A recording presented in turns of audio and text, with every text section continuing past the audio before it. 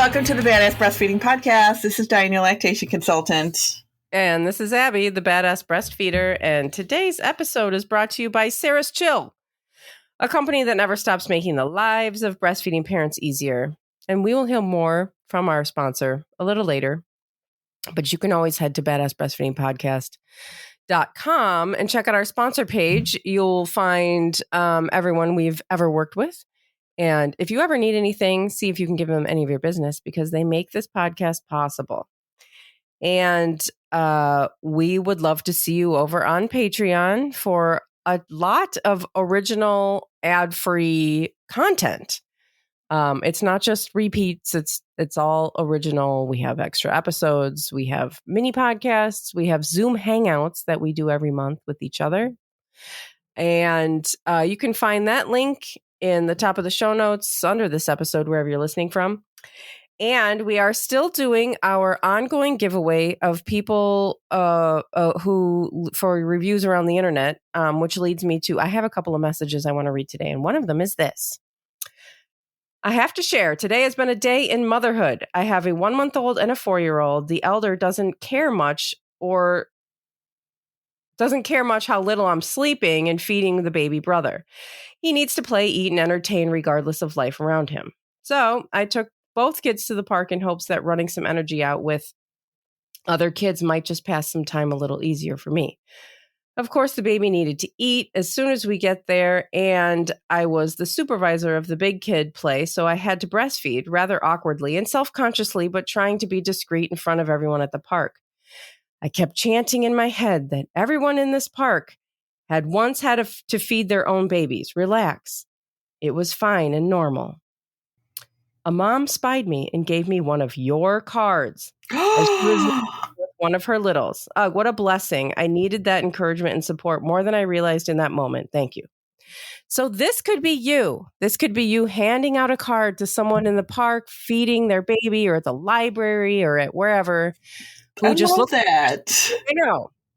And what she's referring to is the Thank You for Nursing in Public cards that have, the Badass Breastfeeding Podcast logo and stuff on it. So when you leave a review around the internet, anywhere, stars or texts written, whatever, you can just send a screenshot to us at badassbreastfeedingpodcast@gmail.com, and we'll send you a little goodie bag of those cards as well as stickers and fun stuff. Stickers are so in.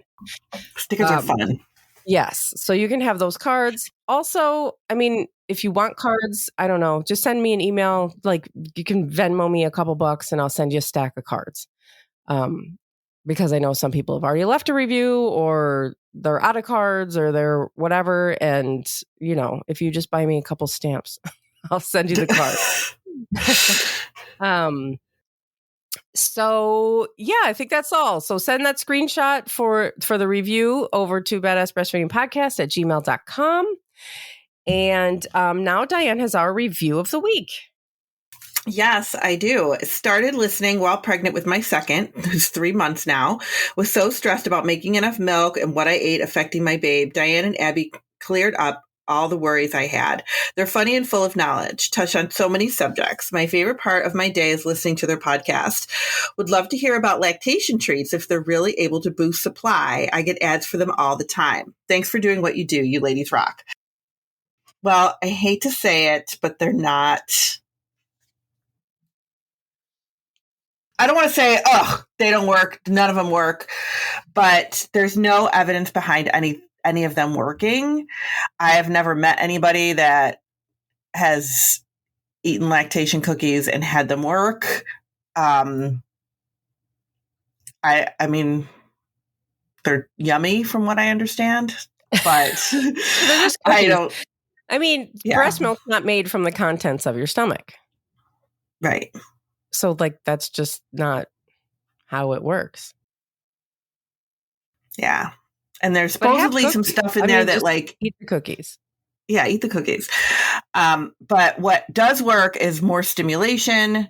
So a lot of times people will be doing I ate the cookies and I started pumping more and I was feeding the baby on demand and my supply went up. So it must have been the cookies. No, it was the other things. So it really just, if you want to try them, definitely, try them, report back. But they're expensive and there is no research behind them. And there's a lot of those companies around, tons and tons of those companies around. And you may notice that we do not advertise any of those. We could be making more money than we make, which would be really helpful to our households. But we won't do it because we will not advertise that to you. And you may say like, well, hey, I ate lactation cookies and it helped me. That's fine. But we, as you know, are an evidence-based podcast and there is no evidence behind those cookies. And so we just can't ethically do that. It's not worth it to us to advertise those. Right. So, but if you decide to take them, let us know. But yeah, they certainly know how to advertise to people, don't they? They do. And well, I mean, anything to increase milk supply is going to be a pretty good business because everybody wants to increase their milk supply. And everybody can increase their milk supply, of course, except for the exception of, a few people that have specific issues. But you can increase your milk supply and you can do it reliably. But the cookies aren't the way to do it. But boy, yeah, that's a great marketing ploy. I know. Should be like, I ate a salad, my supply went up. I ate this plate of broccoli, my supply went up. No, it's a cookie. Everybody wants a cookie. Right. Or brownies. Yeah, you get to eat. Right? Everybody wants that. Oh my gosh. Sounds delicious. All right. I have so I get, people message, obviously, Instagram and emails and stuff. And sometimes there's just things that have just like a little bit of information in them. And I'm like, oh, I'm going to screenshot that and share that someday. And then I never do. And so then I have like a million backed up in my phone. So I want to just read a couple. It could just be real quick. And like some of them are questions and literally yes or no questions. And some are just comments. And I'll just do a couple, I'll do a couple this week. We can do a couple next week. So that we can get to our topic. But this one I liked. This person says, my baby is almost 18 months. Is it okay for me to get a little Botox? Do you think it's safe? I know they say pump and dump after if you're going to, but I know that's a myth. So I'm just not sure if I should do this while I'm nursing. And you can get a little Botox. It's okay. And don't pump and dump. No, don't do that. Get the Botox and move on. Get some for me. Yeah. I could use it. I'll have some too. Get some for me and Abby. Yeah. Honestly, I would do some of these things. It's just like they're expensive. I know. Okay, so here's another one. I've talked to my OB about it and even briefly asked a lactation consultant about this, but my letdown is extremely painful. I'm 1 month into breastfeeding and I'm curious if this is normal. My OB said it was nothing to be concerned about and described it as a little tingle, but it definitely does not feel like a little tingle sensation. I do have a powerful letdown and oversupply in one of my breasts, so I don't know if it's related, but I love listening to the podcast. It's helped me so much with my journey so far. So thank you for listening. And yeah, that happens. Mine was painful. It's not like fair. Seriously. Yeah. Mine was really painful. Like with the twins, it was really painful. Like I would be like, it was super painful. Like it's not a tingle. It feels like a cramp or a contraction. Yeah. It was really painful. But I personally think, and I could be wrong about this because I don't have any information on it, but I do, from anybody that's ever told me they had a painful letdown, also had an oversupply. Oh. So I feel like it is related, and that's probably why. That makes sense. I mean, it's not dangerous or anything like that. No. And I'm not going to downplay it. Yeah, but because it is painful, I hear you. It's painful. I also feel like that goes away over time. Yeah, like it's more painful in the beginning. Mm-hmm. Yeah, so she should be more comfortable after time goes on. Yeah, hang in there. But it's normal, and you're okay. Mm-hmm. But weird. Yeah, I know. You can also feel like these kind of painful contraction things in your uterus after having a baby when you're breastfeeding. Yeah, those first And couple that's- days. Yeah. And that's actually on purpose. That helps your body heal after having a baby. But you can feel like the little contractions. Yeah, fun fact about that, they get worse with every baby. Oh, cool. Yeah. So people that have had like on their like their third baby or something, they're like, oh my God, it's so bad. Wow. But yeah, the cramps can be serious, like seriously painful. I don't mean like, oh my God, they're so serious, you're having cramps. No, nothing like, it's not like dangerous or anything like that. Like Abby said, there's a purpose for them. They help your uterus to go down when you're breastfeeding. The hormones help your uterus go down, but they are painful. Yeah. Okay, so that's all. We'll do a couple more next week so we can get to our topic at hand.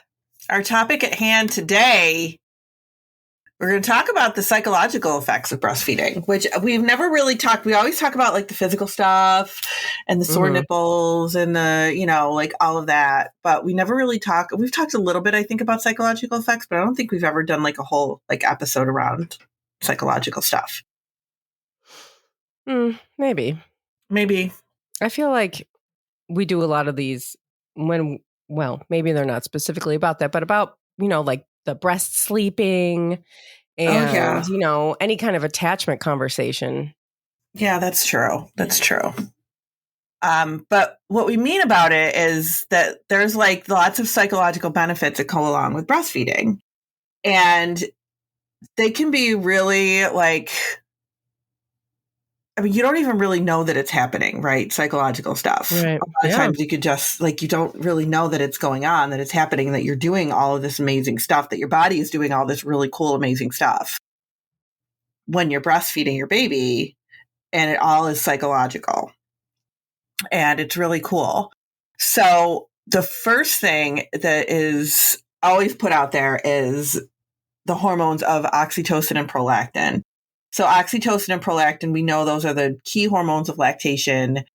Oxytocin is released when your baby starts to nurse or when you start to pump. That nipple stimulation is part of that oxytocin release. And prolactin is primarily responsible for the production of breast milk. So we've got both of those things at work. Oxytocin also facilitates those contractions that we were just talking about too. That also has to do with oxytocin, which is why, like, if they induce your labor, they're giving you Pitocin, which is basically oxytocin, is what they're giving you, because like oxytocin. Oxytocin? Yeah, synthetic oxytocin, because that's what facilitates those contractions. Yeah. But it also impedes your natural oxytocin response. It's a whole thing, so we're not going to get into that today. But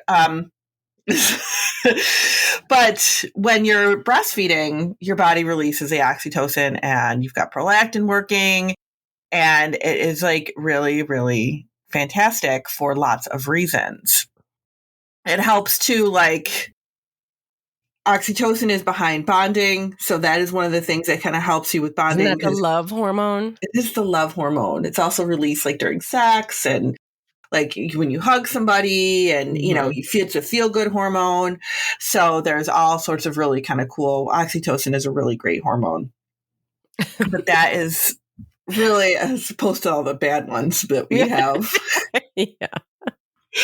Well, oxytocin's a good one, but it really helps to bond you with your baby, and it's really fantastic for that. Not saying that if you don't breastfeed, you're not going to bond with your baby. That's not what we're saying.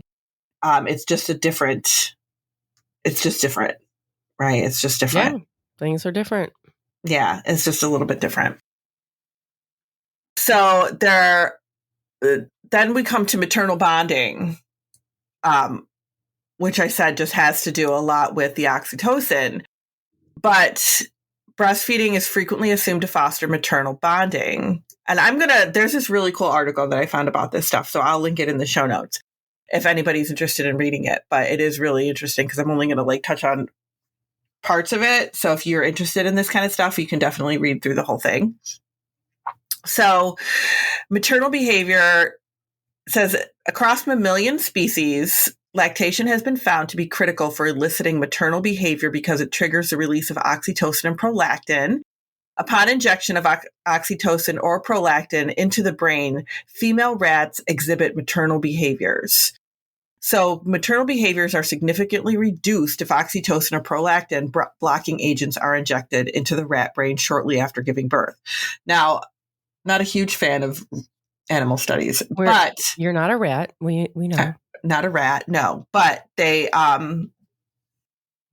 lactation-induced hormonal shifts appear less crucial for instigating maternal behaviors in non-human primates, in whom early developmental and social experience make larger contributions. So if they look at, different non-human animals, they see that this, oxytocin, the way oxytocin works, because humans are harder to do these studies with, but animals are not. So it does say that studies in humans demonstrate oxytocin facilitates maternal bonding because the oxytocin levels measured during both pregnancy and postpartum are predictive of behaviors related to maternal bonding, including maternal vocalizations, feelings of positive effects, eye gaze directing at infants. So when you're staring at your infant, affectionate infant touching, attachment-related ideation, and mothers who engage more frequently compared to less frequently, affectionate touching while playing with their children have elevated oxytocin levels. These findings suggest that breastfeeding may intensify positive maternal behaviors to the extent that lactation stimulates bursts of oxytocin. And we know that to be true. Mm-hmm. We know that oxytocin is exhibited in bursts in your system when you're breastfeeding. So there is some really amazing stuff that's happening in your body when you're breastfeeding, and that helps to bond you with your baby. Mm-hmm. Should we take a break? Well, did I what? Yeah, no, I just this paragraph here. So it's I don't know. In another study, mothers who provided more than half of their infant's nutrition via breast milk for the first 5 months after birth reported greater levels of emotional bonding with their babies in comparison to mothers who provided less than half of their infant's nutritional needs via breastfeeding or who did not breastfeed at all. Additionally, mothers who were not breastfeeding at 3 months following birth reported less sensitivity to their baby's needs than women who were breastfeeding up to that time. Which I know if you're formula feeding, as Diane and I did, that could hurt your feelings. Mm-hmm. But we're talking about they're highlighting what's going on between the breastfeeding dyad, which is pretty amazing. Right. And it's just science. So I know it's just that's what we talk about here is this breastfeeding, the science of breastfeeding. And it's really awesome. And we'll come back to it in a minute after we hear from our sponsor. Today's episode is brought to you by Sarah's Chill, a company that never stops making the lives of breastfeeding parents easier. Created by a mom for moms, they know the challenges that this journey can bring. That's why they are committed to creating solutions that help families overcoming hurdles and reach their breastfeeding goals. Their Shield Maiden nipple guards help parents overcome obstacles with latching, soreness, and flat or inverted nipples. Each Shield Maiden is made of laboratory-tested food-grade silicone that is velvety, skin-textured on one side, on the side used by your nursing baby, and smooth on the mama side so that it adheres well. But the best part is they change colors. The Shield is a vibrant color at room temperature so that you can easily find them when you need them. And they are clear at body temperature to give you a more natural experience. Revolutionary mom tech is the coolest. Well, whether it's a game-changing breast milk chiller, an epic freezer storage system, or color-changing nipple shields, this company has everything you need and want. Sarah's Chill is truly breastfeeding reimagined. So you can head to sarahschill.com, that's CERESCHILL.com, and check out the magic sizing kit to find your perfect nip fit. And you can use code BADASS for 15% off of anything over there, including the breast milk chiller and the milk stash storage, breast milk storage thing. sarahschill.com, badass 15% off. And you can head to badassbreastfeedingpodcast.com where you'll find all of our sponsors. And in the show notes under this episode, you'll find the direct link and the promo code if you don't remember things when I say them, which is fine. We wrote it down for you because we know. Because I don't remember them half the time. I don't remember anything. When people ask me about that, I'm like, I don't know. I have to look. Yeah, that's why we write it down. So next thing that we're talking about is stress regulation. So having a baby, we know, is stressful. Caring for a baby is stressful. Caring for a baby and multiple children is stressful. All of it is stressful. And plus, we want that whole, like, am I being a good parent? Yeah. You're taking care of all the things. Then throw, like, if you have to go back to work, then we're throwing that in the mix. Like, there's lots of stressful stuff that happens when you're parenting. It just is. Like, it just is. Yeah. I remember, like, when my kids were little, oh my God, when they were, like, going to school, my stress level by 9 a.m. would be like I thought my head was going to explode. Like, there's just lots of stress that goes on with parenting. I mean, it's just like every minute is so stressful. It and really then you go, like, deal with, like, all of this stuff, how you're just, like, becoming a new person. You've got this new identity. You're dealing with, like, all of your own childhood shit that's coming up, you know, when it comes out during parenting, the early days of parenting, months, years, whatever. It's so stressful. I mean, yeah, I remember early on, definitely more than now, early on, just being absolutely more stress I've ever felt in my entire life. Yes, absolutely. It says breastfeeding human mothers exhibit significantly diminished hormonal stress responses. So, for example, they've got lower cortisol and lower, I'm going to try to say this word well, adrenocorticotropic hormone levels during stressful physical exertion compared with non-breastfeeding mothers or mothers who have never given birth. So again, those hormone levels are being impacted by breastfeeding, giving us less stress, giving us lower stress levels. And we know that when babies are born, that initial skin to skin is helping to lower cortisol levels and increase oxytocin levels. So even just from the very start of things, that our cortisol levels are a little bit lower because science knows that we need to be less stressed. So it also says here, additional research supports the theoretical benefits of breastfeeding in regard to everyday stress. Formula feeding mothers report experiencing less positive mood states, less emotional equanimity, and greater anxiety than breastfeeders. These differences withstand after statistically accounting for likely confounding factors such as maternal age, income, health behaviors, and employment status. And all that's saying it, like, there's just different hormones. Like when we're breastfeeding, it's releasing these different hormones in our system. And if you're not breastfeeding, you're not getting that. That's all it's saying. It's not saying, oh my gosh, you're doing a terrible thing because you're formula feeding. No, nobody's saying that. What we're saying is it's just different. It's just different. That's all. It's like, it's just amazing to see how your body was designed to do this. Like when you're giving, after you give birth and you're breastfeeding, like your body is reacting this way to the breastfeeding because it's designed to do that. This is like what you're supposed to be doing. So it's just so incredible that, you know, that we have such an issue around it, which I realize is societal and it's not scientific. But your body was literally designed to do this, to go through all of these things, to have all of these things happening. It's not just like, oh, take it or leave it. Right. Like, and you might be like, I'm sorry to interrupt you. No, I'm not. Go ahead. I'm not very good at this today. But go.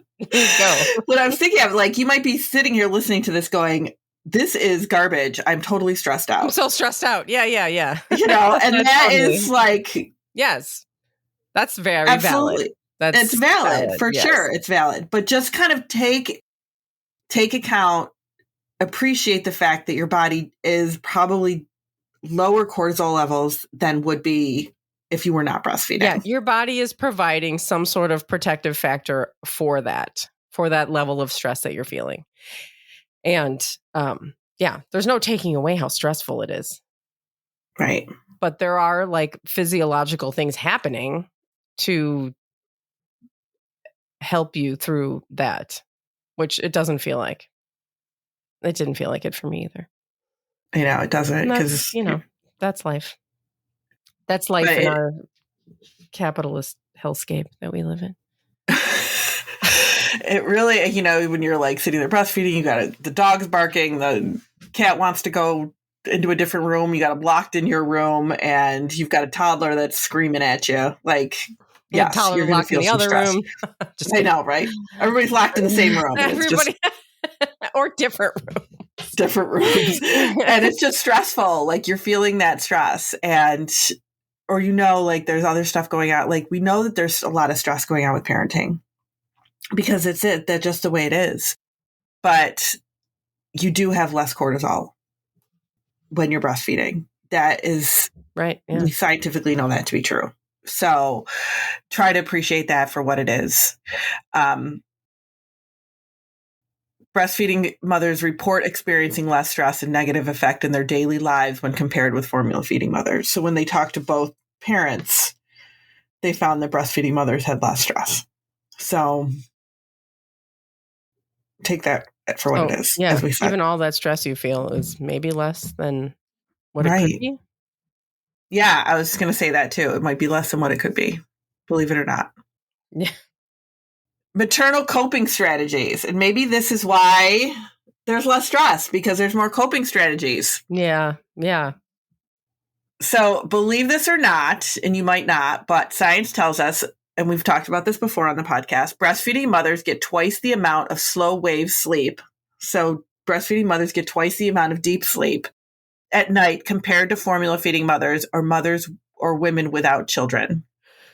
So in a study that they looked at, the sleep patterns of 12 exclusively breastfeeding mothers were compared to 12 women without children and 7 mothers who were bottle feeding. Although the total amount of sleep time and time spent in rapid eye movement sleep were similar in all the groups, breastfeeding mothers had an average of 182 minutes of slow wave sleep, more than twice that found in the control group. There was a compensatory reduction in light, non-rapid eye movement sleep in the breastfeeding group. The high circulating levels of prolactin in breastfeeding mothers was most likely responsible for their altered sleep pattern. The fact that breastfeeding promotes longer time in deep, slow-wave sleep may be an adaptation that allows new mothers to cope with the frequent night waking caused by young infants. That's not a very big study, but that is a very big difference. Yeah. Not a big study, but the results are kind of cool. The results are striking. Mm-hmm. Yeah. So other studies suggest that even though breastfeeding babies wake more frequently to feed because breast milk is digested more rapidly than formula, breastfeeding mothers get slightly more sleep on average than formula feeding mothers, presumably because breastfeeding infants settle more quickly than formula fed infants. So again, not saying one is better than the other, just the difference between them is there is a difference between them when it comes down to it. And everybody thinks that if you're bottle feeding, you're getting more sleep. But there's lots of research, not just this little study, but there's other research studies out there that tell us that that is actually not the case, that you will get more sleep if you are breastfeeding your baby. Yeah. And it's and that frequent waking and that easily digestible formula and all that is for a reason. Like you really don't want your baby sleeping in deep levels of sleep for long periods of time. It's not safe for an infant, and that's why the biological norm of breastfeeding happens this way. That's why that it's so easily digestible. That's why the baby is waking frequently throughout the night. Yeah. So the next thing that I thought was kind of cool, that breastfeeding is also associated with increased sensitivity to infant cues, which I think is really cool because it is one of the most difficult things when you have a new baby is trying to figure out what they need. And the more you are breastfeeding them, the more in tune with them you become. It is not known whether this heightened maternal sensitivity is mediated directly through breastfeeding hormones or because breastfeeding facilitates more frequent close contact between mothers and babies.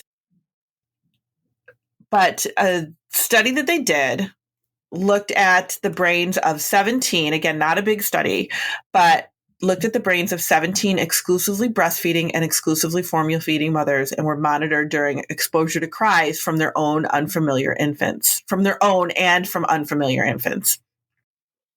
In the first postpartum month, breastfeeding mothers showed greater activation in response to their own infant's cry and brain regions implicated in maternal-infant bonding and empathy compared to formula feeding mothers. So it is really, really, this is so interesting to me that your brain actually like changes in response to what your baby is asking from you. Yeah. So cool. It's just so cool. Yeah, it's amazing. So in a larger study of 675 mother-infant pairs, mothers who breastfed for longer periods were more sensitive to infant cues of distress at 14 months than mothers who breastfed for shorter durations. So they're looking at actually two groups of breastfeeding families, one group that breastfed for a longer period of time than another. And they're saying it's more of like a dose dependent, that the longer you breastfeed, the more in tune with your baby you become. So it is really, they're saying that enhanced sensitivity to infant cues by breastfeeding mothers in the early postpartum period could help them cope with understanding the needs of their infant. So really, it's just, I think it's so cool that your body is really kind of playing into it. Like Abby was saying, this is what like your body is meant to do this, right? This is what your body is meant to do. So your body is going to change to accommodate whatever it needs to for breastfeeding. Postpartum depression. And we've known there's lots of research behind postpartum depression and breastfeeding. And we know that there's lots of evidence to suggest that breastfeeding is protective against postpartum depression. And that is really interesting. A lot of it is the hormones, again, that are kind of protective for our bodies and will help with postpartum depression. That doesn't mean because I really struggled a lot postpartum and I was breastfeeding my kids. It doesn't mean that you're not going to have any symptoms. It doesn't mean that you're going to be totally free and clear from any postpartum mood disorders. But it does mean that, breastfeeding can be protective from that. Kind of one of the interesting things too that is out there is saying that when parents have trouble with breastfeeding, those parents have more depressive symptoms.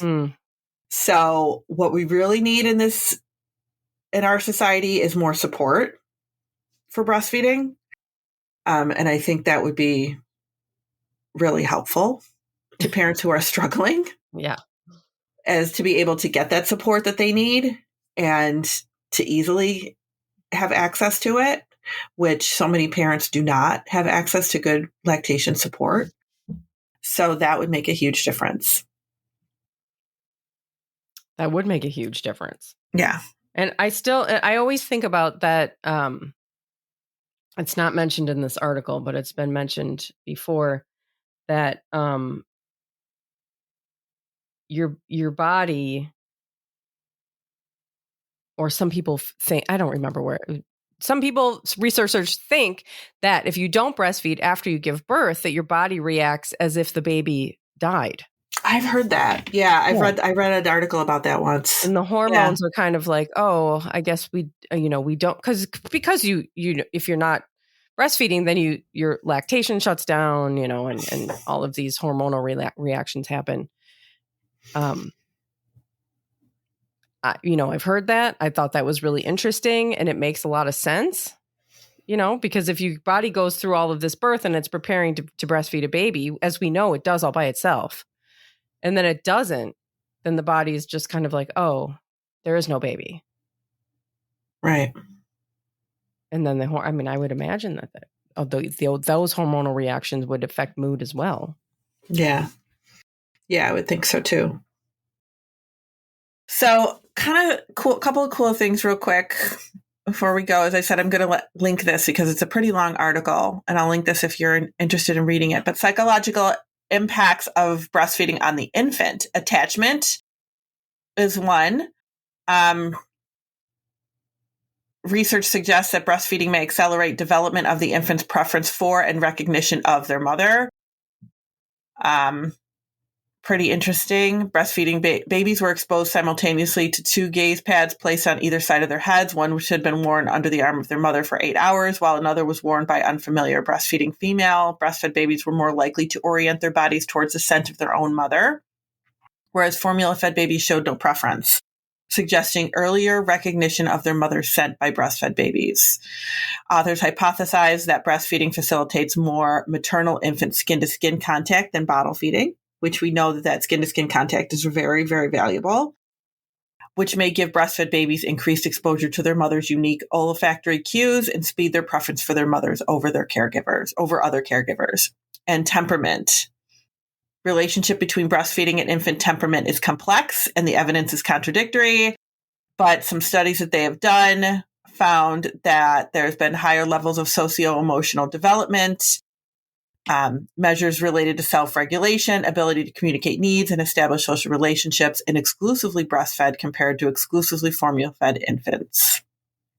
So lots of really cool information and really stuff to consider. A lot of really cool stuff to consider. I don't know if this is the last section. I think it is the last section, the psychological barriers to breastfeeding. I think we should do a whole episode on that. We should do. Yeah, maybe we'll do that next week. I think that should have its own episode. Yeah, I think we should. It's really interesting. I'm just scrolling through it. It's so interesting. I could talk for days about all these things. Yeah. So you'll probably hear a little bit more about this then. Yeah. Because there is more to it. But yeah, together these findings suggest that exposure to elevated cortisol levels in breast milk may shape infant temperament in humans, and that mothers have the ability to tune their infant's temperament through transmission of biologically active components in milk. So cool. So cool. Very cool stuff. You're all out there doing amazing work. You are, yeah. And breastfeeding is so much more than food. It is. It really is. But that's it. And we'll probably continue on with this topic because, like Abby said, there's so much more to talk about. Yes. Well, thanks for listening. Thank you. Bye. Bye.